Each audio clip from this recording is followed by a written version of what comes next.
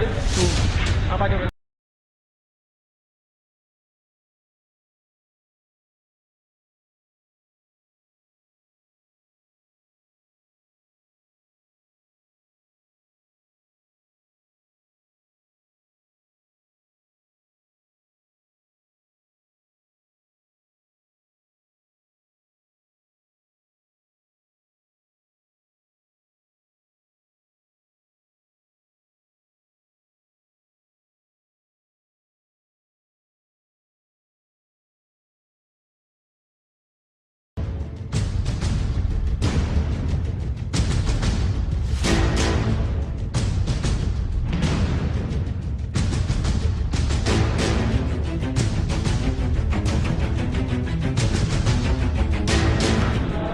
हुकुम हुकुम बस थोड़ी सी रियायत करना। कोई मसला नहीं, आपसे भी हमारा है।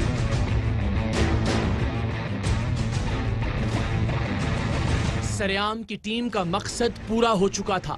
जेल के अंदर किस तरह कदम कदम पर रिश्वत ली जाती है और रिश्वत ना देने वाले कैदियों और उनसे मुलाकात के लिए आने वाले उनके अहले खाना की जिंदगी किस तरह अजीरन बना दी जाती है, और वो जो रिश्वत में भारी रकम, आम की पेटियां और शराब देने की इस्तेताअत रखते हैं, उनके लिए जेल को जन्नत बना दिया जाता है।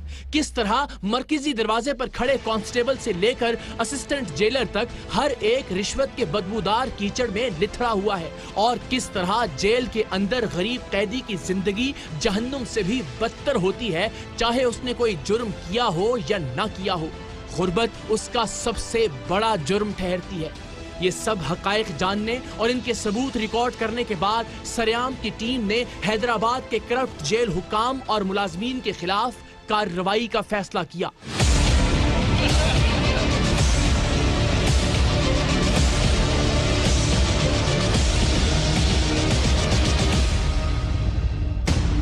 जेल जो कि इन लोगों की सल्तनत थी, उसके अंदर जाकर इन करप्ट अफराद को इनके अंजाम तक पहुंचाना आसान हरगिज नहीं था, और जेल के बाहर इन सब लोगों का एक साथ हाथ आना मुमकिन नहीं था। सो हमें हर तरह का रिस्क लेते हुए जेल के अंदर ही इन लोगों को पकड़ना था। लेकिन सवाल ये था कि जेल के अंदर जाकर जेल हुकाम के खिलाफ कार्रवाई करने के लिए आखिर किस इदारे की मदद मांगी जाए। बहुत गौर और कानूनी मुशावरत के बाद ये तय पाया कि इस मामले में कार्रवाई के लिए एंटी करप्शन सबसे मौजूद डिपार्टमेंट है। सो हमने तमाम सबूतों और रिकॉर्डिंग्स के साथ हैदराबाद में एंटी करप्शन के अफसरान से राबिता किया। एंटी करप्शन कानून के मुताबिक जेल हुकाम के खिलाफ FIR दर्ज करवाना जरूरी था, और इस FIR में सभी रिश्वतखोर अफसरान और मुलाजमीन के नाम लिखना भी लाजिम था।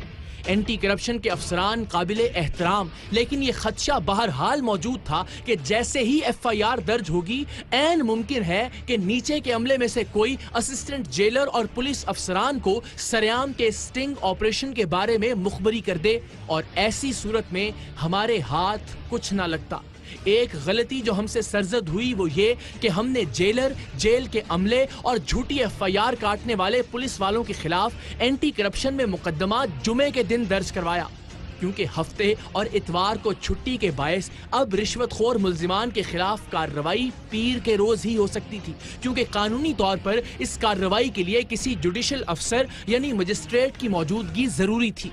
FIR के इंदराज के बाद कार्रवाई में 2 दिन की ताखीर का मतलब ये था कि मुल्जिमान तक सरेआम की टीम की इस कार्रवाई की खबर पहुंचने का इम्कान अब और भी ज्यादा था, लेकिन हमारे पास इंतजार के सिवा कोई चारा नहीं था। खुदा खुदा करके 2 दिन गुजरे। इस दौरान हमारे नुमाइंदे करप्ट जेल हुकाम से मुसलसल राबिते में रहे, क्योंकि हमारे नुमाइंदों और जेल हुकाम में तयशुदा रिश्वत की रकम का कुछ हिस्सा अभी अदा किया जाना बाकी था, और हमारा मंसूबा यही था कि जब हमारे नुमाइंदे उन्हें रिश्वत की बाकी रकम देंगे, हम एंटी करप्शन और मजिस्ट्रेट साहिब के साथ रंगे हाथों उन्हें गिरफ्तार करवा देंगे।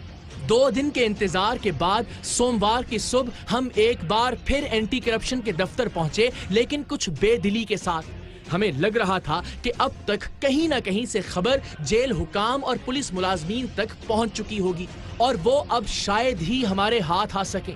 इसके बावजूद हमने अपनी कोशिशें आखिरी दम तक करने का फैसला किया।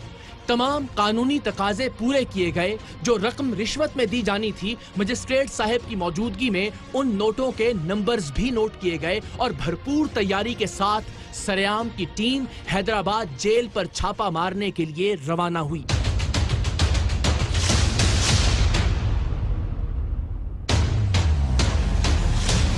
कामरान भाई, गुड लक।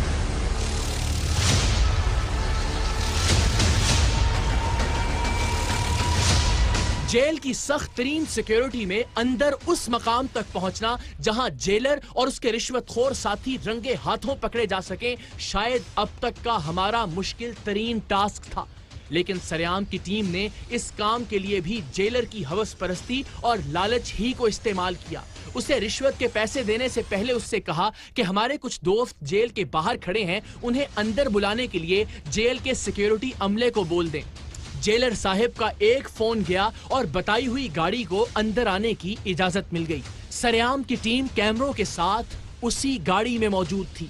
सारा खेल वक्त का था। हमने तेजी से अंदर दाखिल होना था ताकि किसी को शक गुजरे भी तो भी जब तक वो हमें रोके या अंदर फोन करके इत्तला दे, तब तक हम जेलर के सर पर पहुंच चुके हों।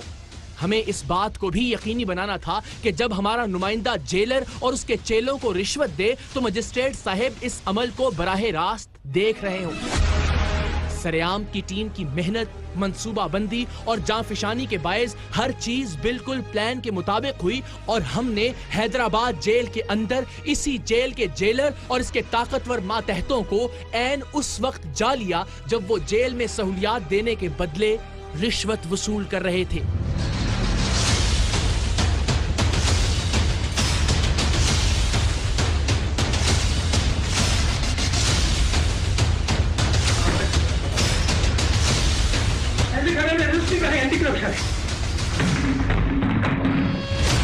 जेल जो इन करप्ट और जालिम अफसरान और अहलकारों की सल्तनत होती है, जिसे ये जंगल समझते हैं और खुद को जंगल का बादशाह, जहां इनकी रौनक और दबदबे से गरीब कैदियों के दिल दहलते हैं, वहां अंदर घुसकर कोई इन पर हाथ डाले तो भला ये कैसे बर्दाश्त कर सकते हैं। सो ये एंटी करप्शन के अहलकारों पर टूट पड़े। एक मिनट, एंटी करप्शन से आए हैं। क्या है? मैं यहाँ पे लेकिन जब इन्हें अंदाजा हुआ कि मीडिया और मजिस्ट्रेट साहब की मौजूदगी के बायस गेम अब इनके हाथों से निकल चुकी है, तो ये करीब वाक़े बैतुल खला में छुप गए।